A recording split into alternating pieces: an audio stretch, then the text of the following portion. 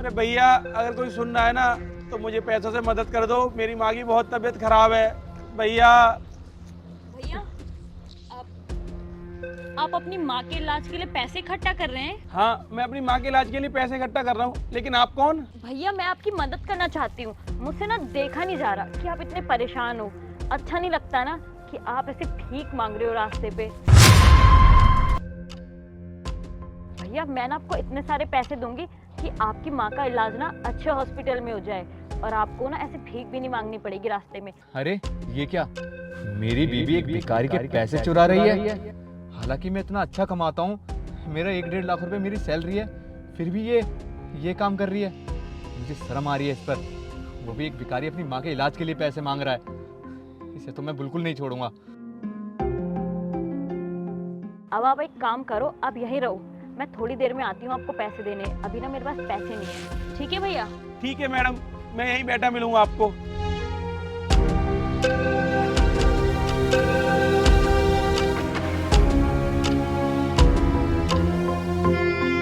क्या हुआ अरुण, आज तुम बहुत गुस्से में लग रहे हो। क्यों गुस्सा ना करूं तो तुम्हारी आरती उतारूं मैं? आज तुमने क्या किया? लेकिन हुआ क्या है? तुम मुझ पर ऐसे क्यों चिल्ला रहे हो? देखो श्वेता, ज्यादा ड्रामे करने की कोई जरूरत नहीं है। और वैसे भी मैं अपनी आंखों से देख चुका हूँ मैं एक घिनौनी हरकतें करते हुए।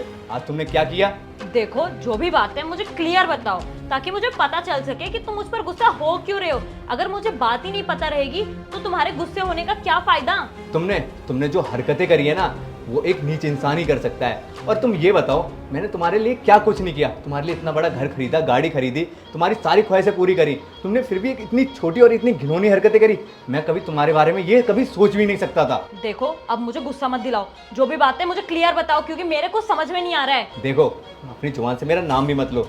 मुझे अच्छी तरीके से पता है तुम किस टाइप की औरत हो। और वैसे भी मुझे तो शर्म आती है कि मैंने तुम्हारी जैसी लड़की के साथ शादी करी। और तुम तो इतना गिर जाओगी, मुझे बिल्कुल कुछ पता भी नहीं था। तुमने एक मजबूर और एक गरीब इंसान के तुमने पैसे चुराए, जो रोड पर बैठकर अपनी माँ के इलाज के लिए पैसे मांग रहा था। तुम इतना गिर जाओगी मुझे बिल्कुल पता भी नहीं था। बस अरुण, तुम्हारा ना बहुत ज्यादा हो रहा है। मैं तुम्हें एक शब्द नहीं बोल रही हूँ और तुम देखो कितनी जबान चलाए जा रहे हो। चुपचाप से ना मुझे सारी बात क्लियर कर दो। एक बारी मेरी बात तो सुनो। चुप करो, ज़्यादा सफाई देने की कोई ज़रूरत नहीं है। मैंने जो कुछ समझा है ना, वो एकदम सही समझा है, क्योंकि मैंने अपनी आंखों से देखा था तुम्हें उस भिखारी के पैसे चुराते हुए। समझी?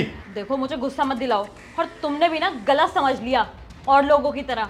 अरे मैं उस गरीब भिखारी की मदद कर रही थी, ना कि मैंने उसके पैसे चुराए। एक बार बस बात सुन लो, उसके बाद तुम्हें जो बोलना है वो बोल लेना। हाँ, तुम बहुत देर से बताने की कोशिश कर रही हो ना, बताना चाह रही हो ना, तो पहले बताओ क्या बात है ऐसी जो तुम बताने के लिए तड़प रही हो? बताओ। तुम्हें ना कुछ समझ नहीं आएगा, मैं तुम्हें बताती हूँ। यार आशीष, यार बड़ी दिक्कत आ रही है पैसों से। सही कह रहे हो मोहन भाई, मुझे भी अच्छी तरीके से पता है कि हमारे पास पैसों की दिक्कत है, लेकिन हम क्या करें समझ नहीं आ रहा। यार तुझे पता है, जो टी पॉइंट पे भिखारी बैठता है, लोग उसे बहुत पैसे दे के जाते हैं। बिल्कुल सही आइडिया। उस टी पॉइंट पर जो भिखारी बैठता है उसके बाद बहुत सारे पैसे आते हैं यार, लोग उसे बहुत चढ़ाते हैं। काम करते हैं, चलते हैं फटाफट। अरे ये चोर तो उस अंधे भिखारी के पैसे चुराने की बात कर रहे हैं जो टी पॉइंट पे बैठता है। हाँ सही कह रहा है आशीष, चलते हैं, उसका सारा पैसा लूट लेते हैं और फिर हम माला माल हो जाते हैं। आज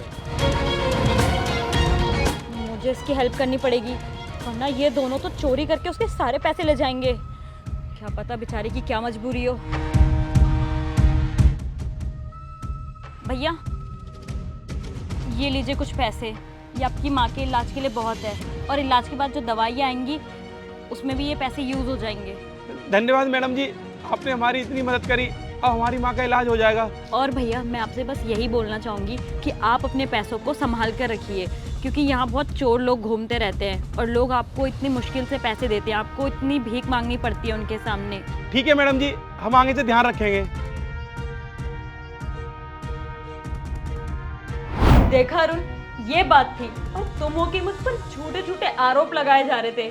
अरे अगर तुम्हारी जगह कोई और होता ना तो मुझे फर्क नहीं पड़ता, लेकिन तुम मेरे पति हो, तुम्हें मुझ पर विश्वास होना चाहिए। तुम्हारे लिए मैंने अपना घर छोड़ा, सब कुछ छोड़ के तुम्हारे साथ रह रही हूँ, और तुम मुझ पर जरा सा भी विश्वास नहीं करते।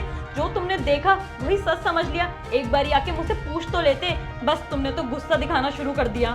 श्वेता प्लीज़ मुझे माफ़ कर दो, मैं थोड़ा बहक गया था। जैसा मैंने देखा मैंने उस पर यकीन कर लिया, लेकिन मुझे ऐसा नहीं करना चाहिए था। मुझे आप पर ट्रस्ट करना चाहिए था, क्योंकि तुम मेरी पत्नी हो। प्लीज़ मुझे माफ़ कर दो, मैं तुम्हारे आगे हाथ जोड़ता हूँ, आगे से कभी ऐसा नहीं होगा। इट्स ओके अरुण, अगर तुम्हारी जगह कोई और भी होता ना तो वो भी यही सोचता, लेकिन मैं तुम्हारी वाइफ हूँ, तुम्हें ज़रा सा मेरी इज्जत का ख्याल रखना चाहिए था। चलो कोई बात नहीं, आगे से ऐसी गलती दोबारा मत करना, क्योंकि मुझे बिल्कुल अच्छा नहीं लगेगा। हाँ श्वेता, मैं सच कह रहा हूँ, मैं आज के बाद कभी तुम पर गुस्सा नहीं करूँगा, जब तक मैं बात की गहराई ना जानूँ। चलो अंदर चलते हैं। हाँ चलो।